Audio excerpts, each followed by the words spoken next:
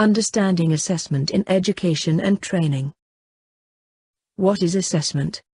Assessment is judging or measuring a learner's learning and development against agreed criteria.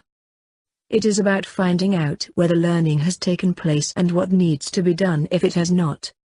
Assessment also supports the identification of individual needs at the start and throughout the learning journey. Purpose of assessment in learning. Assessment is carried out to measure occupational competence using a range of different assessment methods. Assessment can also measure knowledge, understanding or attitudes. Assessment decisions are made by measuring the evidence against the qualification standards. Types of assessment. Initial assessment. This is carried out at the start of a learning program. It is used to identify individual needs, ascertain information about your learner and therefore enable steady progression throughout the learner's qualification. Formative assessment. This ongoing assessment which takes place throughout the learner's qualification. It can be given in many ways such as feedback following a written assignment or discussion following group learning activities. Summative assessment. This happens at the end of a qualification or a unit of work within that qualification. An example would be a GCSE exam or a written assignment which is signed off by an assessor as fully meeting set criteria. The assessment cycle supports both formative and summative assessment and is a key model for teachers. Initial assessment gives the learner opportunities to display prior knowledge or experience. Gives the teacher the opportunity to identify any individual needs or specific requirements a learner may have. Gives an organization the opportunity to ensure the learner is on the correct course and that there are adequate resources to support learning. Assessment planning and delivery.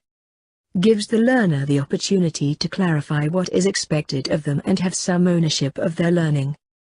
Gives the teacher the opportunity to promote motivation and self-esteem in their learners and to ensure, on an ongoing basis, that the tasks they set are updated and fit for purpose. Gives the organization opportunity to encourage and promote a learner-centered approach and ongoing consistency across assessors. Assessment decisions and review of progress. Allows the learner to know how well they are doing and what they need to do to achieve the correct standard. Allows the teacher to prove they can judge effectively, feedback constructively and prepare learners for future assessments. Allows the organization to track learner and teacher progress, identify gaps in learning and standardize achievement. Awarding organizations. Do not forget, without assessment the AS would not be able to accredit and certificate achievement. Ensure their external quality assurers are able to benchmark qualifications nationally. Update existing and create new qualifications from recognized national standards. Methods of assessment.